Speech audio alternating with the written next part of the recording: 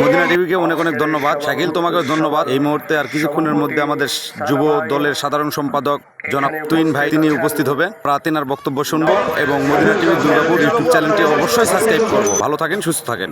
আজকের এই সভার সভাপতি অন্যতম ছাত্রনেতা জেলা বিএনপির সাবেক যুব সাধারণ সম্পাদক, বর্তমান জেলা বিএনপির অন্যতম সদস্য, বিএনপির অন্যতম নেতা জনাব মাসুদ হাসান কোয়েল।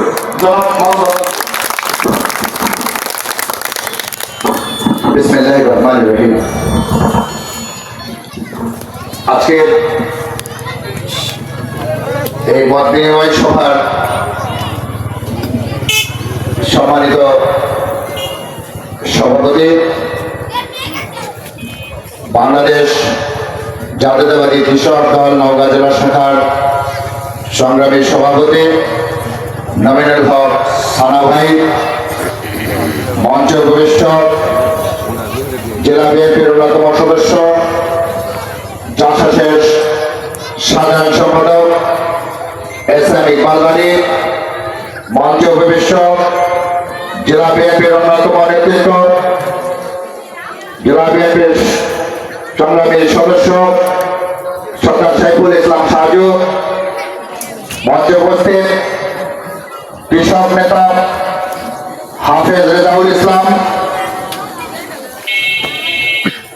নওগাঁ মহাশাসনের আহ্বায়ক কমিটির আহ্বায়ক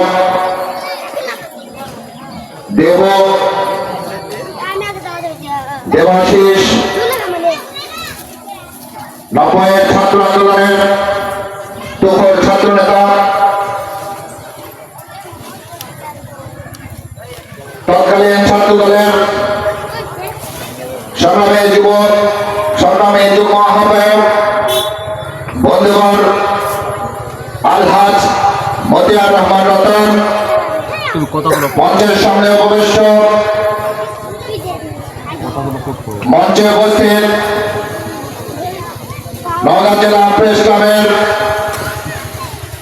সম্মানিত সভাপতি সাবেক ছাত্র নেতা জনাব এস.এম. রায়হান, 90-এর আরেকজন ছাত্র নেতা রায়নগর থানা বিএনপির সাবেক আহ্বায়ক মাস্টার নজরুল ইসলাম সহ মঞ্চে উপস্থিত আমার ছোট ভাই শ্রমিক নেতা রকেট, সোহাগ সহ ইউনুস সহ সকলকে এবং আমার সামনে উপবিষ্ট অত্র এলাকার মা ও বোনেরা ভাইরা সকলকে আমার সালাম, আসসালামু আলাইকুম ওয়া রাহমাতুল্লাহ। ওই হিন্দু ভাইদের জন্য আদাব। আজকে আমরা এই প্যানেলে লিখেছি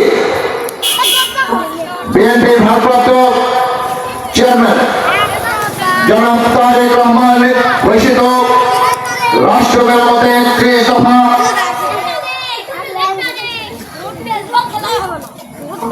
ঐক্যবদ্ধ মানবিক বাংলাদেশ শীর্ষক মত বিনিময়। এখন এই 31 দফাটা কি আর এই 30 দফা ভিতর কি আছে আমি সেইটা প্রথমে আপনাদেরকে জানাতে চাই। বাংলাদেশের মানুষের আন্দোলনের দুরাল শহীদ রাষ্ট্রপতি জিয়াউর রহমানের এবং সাবেক প্রধানমন্ত্রী অপসীম দেশনেত্রী বেগম খালেদা জিয়ার সুযোগ্য সন্তান জনাব তারেক রহমান গত 2023 সালের 13 জুলাই সে সময় জাতির সামনে উপস্থাপন করেছিলেন রাষ্ট্র কাঠামো মেরামতের 30 দফা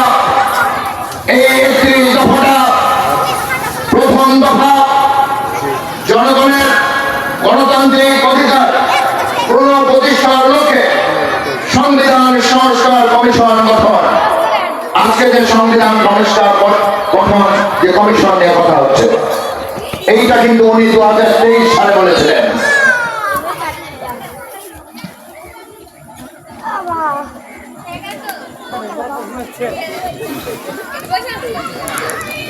অবাধ সুষ্ঠু নিরপেক্ষ নির্বাচন অনুষ্ঠানের লক্ষ্যে নির্বাচনকালীন দল নিরপেক্ষ তত্ত্বাবধায়ক সরকার ব্যবস্থার পুনর্বাসন,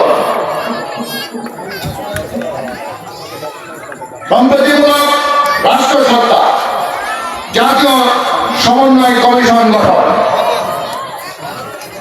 আইনসভা, মন্ত্রিসভা, রাষ্ট্রপতি, প্রধানমন্ত্রী ও বিচার বিভাগের মাঝে ক্ষমতার ভারসাম্য প্রতিষ্ঠা, প্রধানমন্ত্রীর দায়িত্ব পালনের সময়সীমা অনূর্ধ্ব পরপর 2 মেয়াদ নির্ধারণ,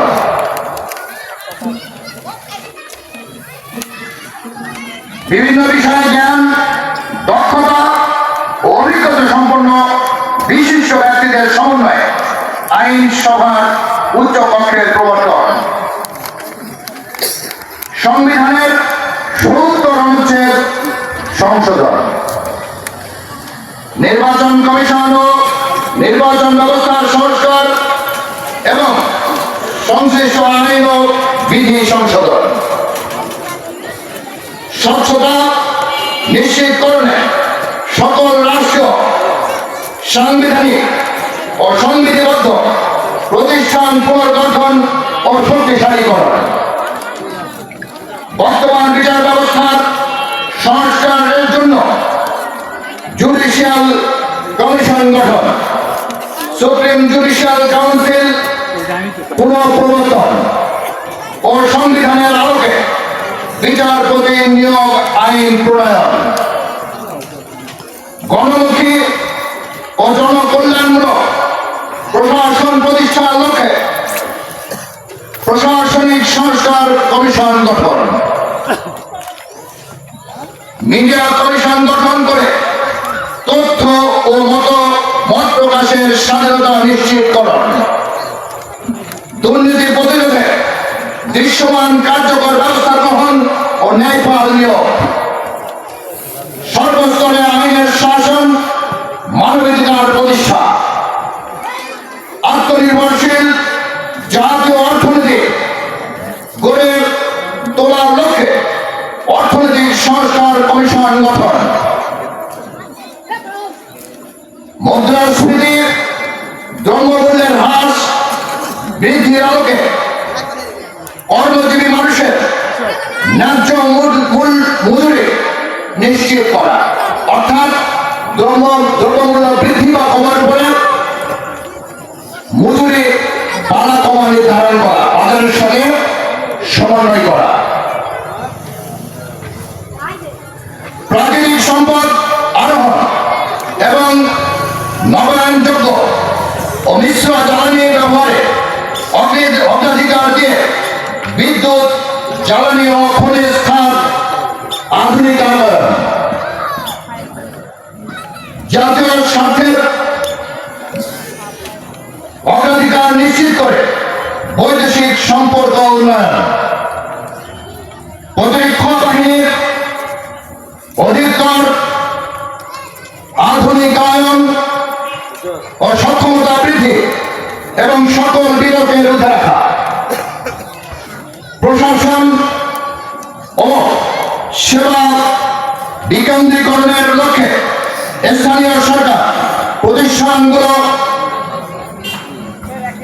স্বায়ত্তশাসিত ও স্বশাসিত ও ক্ষমতাবান করা, শহীদ মুক্তিযোদ্ধাদের রাষ্ট্রীয় মর্যাদা ও স্বীকৃতি প্রদান, কর্মসংস্থানের অগ্রাধিকার দিয়ে আধুনিক ও যুব উপযোগী যুব উন্নয়ন নীতিমালা প্রণয়ন ও বেকার ভাতা প্রবর্তন, নারীর মর্যাদা সুরক্ষা ক্ষমতায়নে যথাযথ পদক্ষেপ গ্রহণ, চাহিদা ও জ্ঞান ভিত্তিক শিক্ষা ব্যবস্থা বাস্তবায়নের মাধ্যমে ভবিষ্যতের চ্যালেঞ্জ মোকাবেলায় এবং শিক্ষিত জনগোষ্ঠী গড়ে তোলা, সবার জন্য স্বাস্থ্য এবং সর্বজনীন চিকিৎসা ব্যবস্থা কার্যকর করা, প্রাথমিক ও প্রতিরোধমূলক স্বাস্থ্য সেবা নিশ্চিত করার লক্ষ্যে পর্যাপ্ত সংখ্যক প্রশিক্ষিত নারী ও পুরুষ পল্লী স্বাস্থ্যকর্মীর ব্যবস্থা করা এবং সংক্রামক ও অসংক্রামক রোগের চিকিৎসা, শিক্ষা ও গবেষণার সুবিধা নিশ্চিত করা,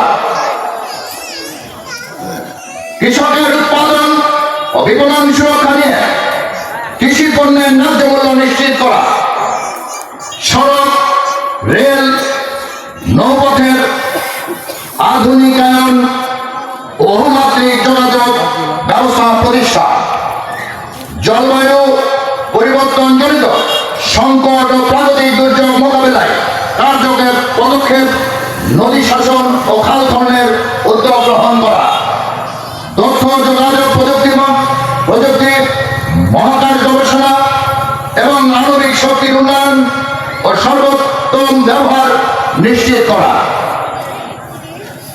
31 নম্বর যুগোপযোগী পরিকল্পিত পরিবেশ বান্ধব আবাসন এবং নগরায়ন নীতিমালা প্রণয়ন করা ও বাস্তবায়ন,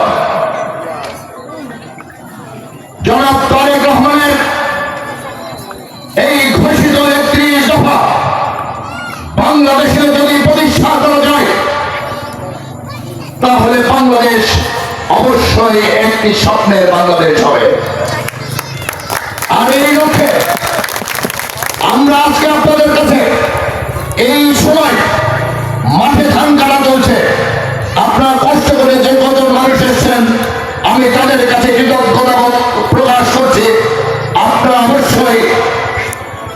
অবশ্যই আপনাদের মধ্যে দেশপ্রেম থাকার কারণে আপনার নিজের কাজকে ছোট করে দেখে, দেশকে বড় করে দেখে আজকে আপনারা এখানে উপস্থিত হয়েছেন। আজকে বাংলাদেশ 54 বছরের বাংলাদেশ 1971 সালের স্বাধীনতা যুদ্ধের বিনিময়ে, নারী পুরুষের রক্তের বিনিময়ে, 30 লক্ষ মায়ের সংগ্রামের বিনিময়ে, 2 লক্ষ মানুষের রক্তের বিনিময়ে, শহীদের বিনিময়ে বাংলাদেশ স্বাধীন হয়েছিল। কিন্তু আমরা বাংলাদেশের মানুষ স্বাধীনতা পাইনি। আমরা শুধু পেয়েছি একটি ভূখণ্ড, একটি দেশ, একটি মানচিত্র, একটি পতাকা। সে সময় শোষণ করত পশ্চিম পাকিস্তান, আজকে শোষণ করে আমাদের দেশের দুর্বৃত্ত রাজনীতিবিদেরা। এই দুর্বৃত্তদের বিরুদ্ধে আজকে গণমানুষকে এগিয়ে আসতে হবে, তা না হলে এই দেশ কখনোই কোনোভাবে এই দেশ ভালো হতে পারে না। আপনারা যারা বসে আছেন এই মানুষগুলো বাংলাদেশ, আপনাদের নিয়ে এই বাংলাদেশ, আপনাদের স্বপ্ন পূরণ হলে বাংলাদেশ সফল হবে। এই মানুষগুলো স্বপ্ন ভঙ্গ হলে বাংলাদেশ বিপর্যস্ত হবে। আমরা একটি সুন্দর বাংলাদেশ চাই, চাই কিনা? তাহলে কি করতে হবে? আমাদেরকে সবাইকে এক হতে হবে। দলমত, জাতি গোষ্ঠী, ধর্মবর্ণ, শিক্ষিত অশিক্ষিত, ধনী গরিব, ব্যবসায়ী চাকরিজীবী, এর মধ্যে ভেদাভেদ রেখে বাংলাদেশ করা যাবে না। বাংলাদেশ করতে হলে একমত হতে হবে, আর সেটি হতে হবে একটি দুর্বৃত্ত শূন্য বাংলাদেশ। আমরা কোন দুর্বৃত্তের বাংলাদেশ চাই না। আমাদের নেতা তারেক রহমান, আমাদের বিএনপি নেতারা বারবার বলছেন তোমরা মানুষের কাছে যাও, তোমরা মানুষের পাশে থাকো, তোমরা মানুষের কথা শোনো, আমার সালাম পৌঁছে দাও।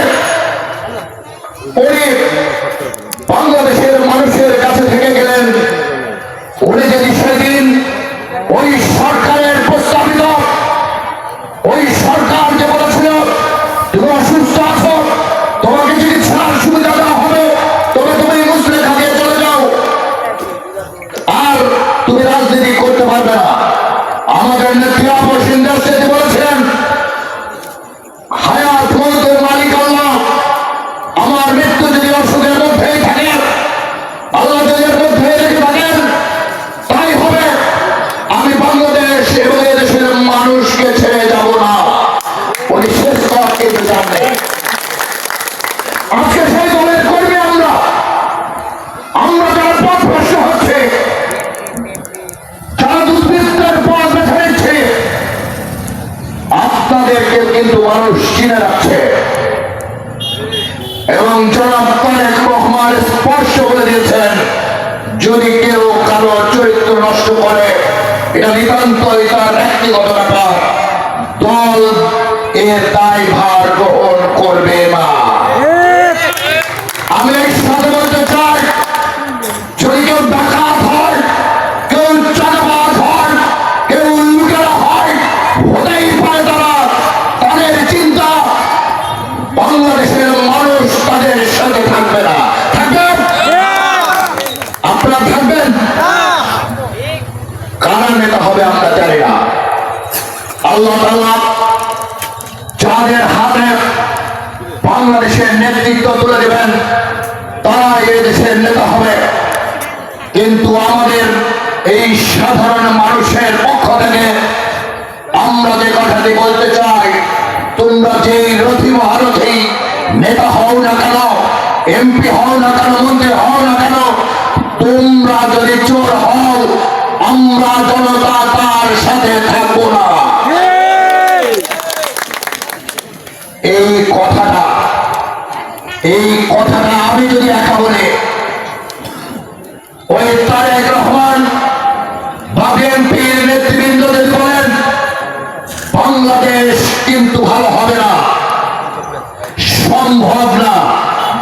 আমরা আমাদের একটা পরিবারের আমাদের দুটো ছেলে মেয়ে থাকলে সেটাই একজন ডানে যায় তো একজন বামে যায়, কারণ সমাজটা নষ্ট হয়ে গেছে। এখানে আমাদের ছেলে মেয়ে মানুষ করাও কঠিন হয়ে গেছে। এই সমাজটার সংস্কার করতে হবে, চিকিৎসা করতে হবে, একে স্যালাইন দিতে হবে। এই সমাজটা যদি করতে হয়, এই পচা দুর্গন্ধ নর্দমা থেকে এই সমাজটাকে যদি ধুয়ে তুলে পরিষ্কার না করা হয়, তাহলে এখান থেকে গন্ধ ছড়াবে। আর এই জন্যই আপনারা যারা বসে আছেন, আপনাদেরকে সবাইকে একত্রিত হতে হবে, আপনাদের সমস্ত মানুষকে এক হতে হবে। আমরা পিছন দিকে আর ফিরে যেতে চাই না, আমরা কোন দুর্বৃত্তর বাংলাদেশ চাই না, আমরা তারেক রহমানের দেখানো ঐক্যবদ্ধ মানবিক বাংলাদেশ চাই। কোনোভাবে বাংলাদেশকে যারা ধ্বংস করার পায়তারা করছে, আমরা তারা এই ক্ষুদ্র সভা থেকে আমরা তাদেরকে বার্তা দিতে চাই, আপনাদের দিন শেষ হয়ে গেছে। আমাদের ছেলেরা রক্ত দিয়ে 5ই আগস্টের মধ্য দিয়ে তোমাদেরকে বিদায় দিয়েছে। শুধু শেখ হাসিনা না, সকল দুর্নীতিবাদদের কবর হয়েছে। আর কোন দুর্নীতিবাদদের বাংলাদেশের প্রতিষ্ঠিত হতে দেওয়া যাবে না। আমরা বাংলাদেশকে একটি শান্তির বাংলাদেশ বানাতে চাই। আমরা নওগাঁ থেকে শহীদ রাষ্ট্রপতি জিয়াউর রহমানের সুযোগ্য সন্তান জনাব তারেক রহমানকে বার্তা পৌঁছে দিতে চাই, নওগাঁর মানুষ আপনার সাথে আছে, বাংলাদেশের মানুষ আপনার সাথে আছে। যদি আমার মতো কোনো দুর্নীতিবাজ যদি আপনার সাথে নাও থাকে, কোনো কিছু আসে যায় না, এই মানুষগুলো আপনার সাথে আছে। বাংলাদেশের মানুষ থাকবে আপনার সাথে। আমাদের মতো যদি দুর্নীতিবাজ রাজনীতিবিদ যদি নাও থাকে, কিচ্ছু আসে যায় না, বাংলাদেশের কোনো ক্ষতি হবে না। বাংলাদেশ 18 কোটি মানুষের দেশ, কয়েকটা চোরের উপর বাংলাদেশ নির্ভর করবে না। আমরা আজকে শপথ নেব, বাংলাদেশ আমাদের, বাংলাদেশ কোন দলের না, বাংলাদেশ কোন ধর্মগোষ্ঠীর না, এদেশের মানুষের বাংলাদেশ, সমস্ত মানুষের বাংলাদেশ। আমরা একটি মানবিক বাংলাদেশ চাই, আমরা সম্মান চাই, আমরা আইনের শাসন চাই, আমরা সম্মান নিয়ে বেঁচে থাকতে চাই। আমরা বাংলাদেশের আহামরি উন্নয়ন চাই না। যে উন্নয়নগুলো প্রয়োজন সেই উন্নয়নগুলো দৃশ্যমান চাই। লুটের নামে উন্নয়ন চাই না। যে উন্নয়ন দিয়ে লুটেরাদের পেট ভর্তি হয় ওই উন্নয়ন চাই না। আমরা রাস্তাঘাট চাই, আমরা স্কুল কলেজ চাই, আমরা হাসপাতাল চাই, ভালো শিক্ষা ব্যবস্থা চাই, আইনের শাসন চাই, চাঁদাবাজ মুক্ত বাংলাদেশ চাই। আমরা এরকম বাংলাদেশ চাই। এখন আজান দেবে। আমি সকলকে কৃতজ্ঞতা জানাচ্ছি। আমাদের আয়োজনটা যত ছোটই হোক না কেন, আজকে এই ভরা মৌসুমে ধান কাটার সময় আমাকে অনেকেই নিষেধ করেছিল যে ভাই এই সময় আয়োজন করলে লোক কিন্তু কম হবে, মাঠে ধান আছে, এই সময় বৈশাখ জ্যৈষ্ঠ মাস, আকাশ যে কোনো সময় খারাপ হতে পারে, যার কারণে মানুষ কিন্তু মাঠ ছেড়ে কম আসবে। তা আমরা বললাম এইটা যদি আমরা করতে যাই একবারে ঈদের পর আমাদেরকে বসতে হবে। তো আমরা ক্ষুদ্র ক্ষুদ্র হলেও 10 জন লোক হলেও সেখানে আমরা কথা বলতে চাই এবং তারেক রহমানের সালাম পৌঁছে দিতে চাই এবং তারেক রহমানকে সাহস যোগাতে চাই যে বাংলাদেশের মানুষ, কৃষক, কামার, কুমার, সাধারণ মানুষ, শ্রমিক, ছাত্র জনতা আপনার সাথে আছে। আপনি এগিয়ে যাবেন, ইনশাআল্লাহ বাংলাদেশ একটি অবশ্যই ঐক্যবদ্ধ মানবিক বাংলাদেশে রূপান্তরিত হবে। সকলকে ধন্যবাদ জানিয়ে, সালাম জানিয়ে আমার বক্তব্য শেষ করছি। আসসালামু আলাইকুম ওয়া রাহমাতুল্লাহি ওয়া বারাকাতুহু। হিন্দু ভাইদের জন্য আদাব, শুভেচ্ছা। শহীদ রাষ্ট্রপতি জিয়াউর রহমান অমর হোক, দেশনেত্রী বেগম খালেদা জিয়া জিন্দাবাদ, তারেক রহমান জিন্দাবাদ, অত্র এলাকাবাসী জিন্দাবাদ। আল্লাহ হাফেজ, আল্লাহ হাফেজ, ধন্যবাদ।